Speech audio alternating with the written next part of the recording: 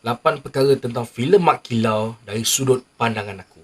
Jadi nombor 1, aku meletakkan 10 minit pertama filem Mak Kilau ini telah berjaya membuatkan aku menangis apabila aku terlalu menghayati reaksi muka, memek, wajah, dialog, mesej yang disampaikan tu dan membuatkan aku rasa macam ya Allah, mereka adalah sebahagian daripada keluarga aku yang terpisah, yang aku tidak kenal dan aku gagal untuk pertahankan. Sampai ke tahap macam tu aku punya feeling.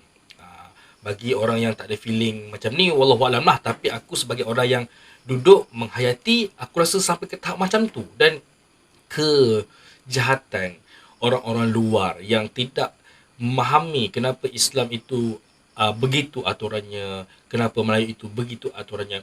Mereka dengan angkuh, dengan sombong mengatakan kaedah-kaedah mereka, kaedah-kaedah British, kaedah-kaedah Inggeris adalah benda yang paling terbaik untuk diikuti. Bagi perkara macam tu, kita akan anggap, come on. Ha, kamu datang ke tanah Melayu, ikutlah cara tanah Melayu. Gitu katanya. Dan perkara yang kedua saya suka tentang filem Mak Kilau ini adalah tentang banyak kata-kata yang dilontarkan, memberi inspirasi, memberi semangat, memberi peringatan dan memberi pengetahuan. Sebagai contoh, antara dialog yang dilontarkan adalah Mat Kilau ni dia cukup menguasai ilmu tasawufnya, ilmu hakikatnya. Yang mana kalau kita hari ni, kalau tanya apa itu rukun agama, apa itu rukun agama, kita pun kadang-kadang krik-krik. Rukun agama ada tiga. Tiga. Jadi, rukun Islam, rukun iman dan rukun ihsan. Yang kita selalu duk ingat, yang selalu duk faham, yang selalu duk memori dalam kepala otak adalah rukun Islam, rukun iman. Tetapi rukun ihsan ni kita lupa. Ramai yang tak peringatkan. Rukun ihsan ni adalah berkait dengan tarekat, berkait dengan tasawuf. Di mana kita beramal beribadah itu sebagaimana kita melihat Allah, dan kalau Allah tak melihat kita sekalipun, kita kena tahu yang segala perbuatan kita ni memang hanya untuk Allah. Sebab kata beribadatlah seperti kamu melihat Allah, dan jika kamu tidak melihat Allah, beribadahlah kerana kamu tahu Allah sedang melihat kamu. Begitu. Rukun ihsan ni ramai yang tak diamalkan, ramai yang tak ditekankan. Semua duk cerita pasal rukun Islam, rukun iman. Benda ni semua rukun Islam dengan rukun iman, benda yang kita boleh, orang kata, masih nampak, masih boleh disentuh dan sebagainya. Tapi rukun ihsan berkait dengan rohani, perdalaman yang akan kita bawa selepas mati. Benda ni tak ditinggalkan. Ini adalah aset yang korang nak bawa pergi ke akhirat nanti. So benda yang rukun ihsan ni korang tak jaga, macam mana nak survive? Gitu cerita dia. Dan dari segi tempo, nombor tiga. Tempo filem ni boleh dikatakan agak laju. Dulu ada satu filem yang, kalau tak silap aku, cerita Wira kot. Yang tempo dia macam lebih kurang sama lah. Bila masuk dia, start dia punya part action, memang tak berhenti-henti. Adrenalin. Terbakar, menggelegak, apa semua, mata fokus. Tak berhenti, babe. Nak makan ke, nak minum, rasa macam, tak apa, tak ada selera. Aku terpaksa fokus. Walaupun ada satu masa tu, bagi cerita filem Mak Kilau, Kebangkitan Pahlawan ni, dia macam, elemen dia macam agak mendatar. Sebab daripada mula sampai ke akhir, semua tentang perjuangan. Dan elemen tu kita dah boleh baca, kita boleh faham. Dia jadi sedikit mendatar. Kita still macam, ada satu perasaan yang, aku tahu benda ni macam boring. Aku tahu benda ni macam aku dah tahu. Tetapi aku tak pasal tengok. Aku kena tengok sebab aku adalah sebahagian daripada perjuangan tu. Tu cerita dia. Dan boleh dikatakan selain itu, dalam filem ini, dia tak ada heroin lah. Tak ada heroin. Yang mana semua pelakon-pelakon dia lelaki sajalah. Mana kalau kita expect, kita kata, kata filem inspirasi, takkan tak ada heroin. Dah nama cerita Mak Kilau Kebangkitan Pahlawan ketika itu yang hanya kebanyakannya yang menentang percukaian, menentang kejahatan Inggeris ni lelaki. Sri Kandi mungkin ada, tetapi bukan dalam cerita ni lah. Bukan ada lah. Tapi yang kalau kita kata, nak tengok siapa hero yang heroin yang berlakon. Cantik ke tak heroin dia? Yang tu tak ada. Dan perkara seterusnya, apa yang boleh dikatakan, filem ini bila kita stay sampai hujung, biasanya kebanyakan filem dia ada macam OST, original soundtrack. Tapi bagi filem Mak Kilau ni dia tak ada.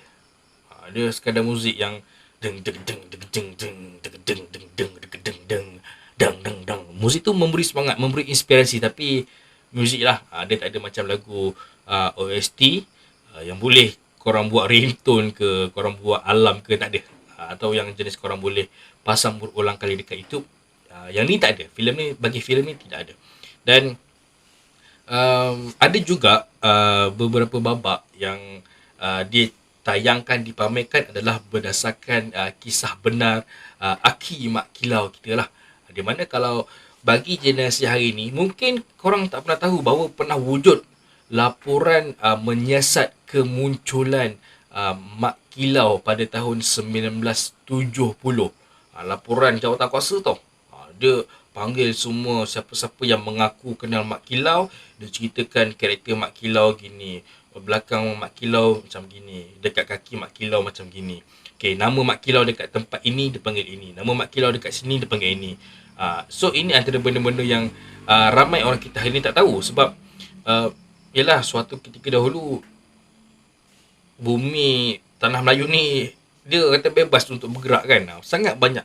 Ada yang kata Mak Kilau menggunakan nama Mak Dahan, ada yang katakan Mak Kilau guna nama Mak Ibrahim dan sebagainya. Tetapi dia merujuk kepada orang yang sama. Dan ada juga saksi-saksi orang kata macam generasi yang seterusnya lah mengesahkan yang atuk dia pernah jadi macam askar kepada British dan mengakui ada kesan-kesan yang serupa pada badan dan sebagainya lah.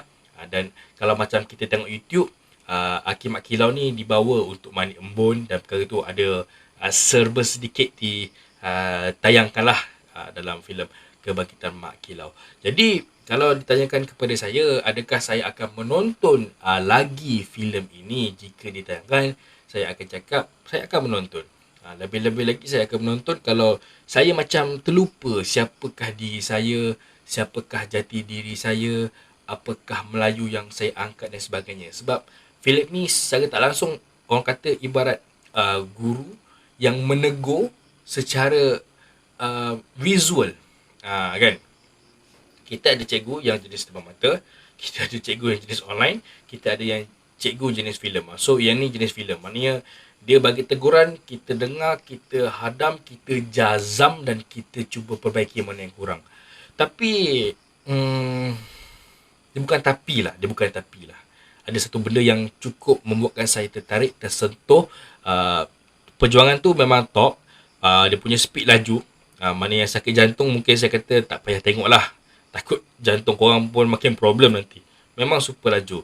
Ada satu benda yang disentuh oleh Mak Kilau dalam filem ini. Melayu itu bukan dinilai pada rupa bangsa warisan dan budaya.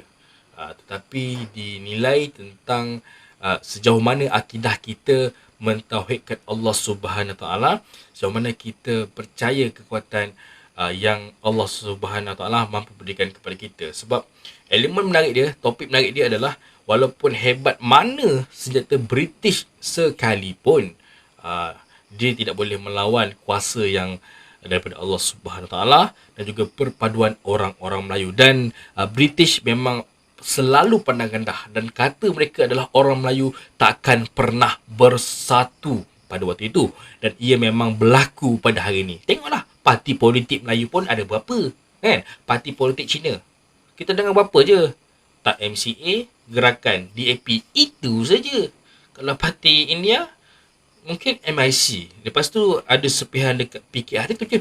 Parti Melayu, Pejuang, PAS, UMNO, apa lagi, Warisan, banyaklah. Parti Peribumi Bersatu berpecah-pecah kerana politik kuasa, dan perkara itu sedang orang kata sedang terjadi pada hari ini, dan kita sedar tak sedar saja. Kan? Jadi itulah antara ulasan saya tentang filem Mak Kilau Kebangkitan Pahlawan, yang alhamdulillah saya diberi peluang untuk menonton tayangan perdananya. Dan tontonlah kita, orang-orang Melayu yang terlupa siapa diri kita, siapa Melayu apa yang pernah nenek moyang kita pertahankan suatu ketika dahulu. Tontonlah. Dan ada satu benda yang saya sebenarnya cukup tertarik. Yang mana ramai mengatakan 31 Ogos 1957 itu kita menyambut hari kemerdekaan negara kerana bebas daripada penjajahan.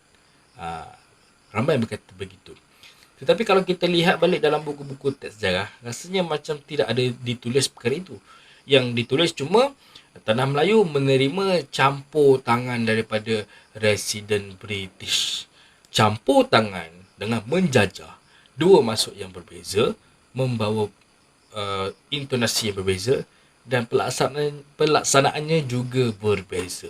Jadi fikir-fikirkanlah, apakah benar Tanah Melayu kita dijajah atau Tanah Melayu kita cuma dicampur tangan.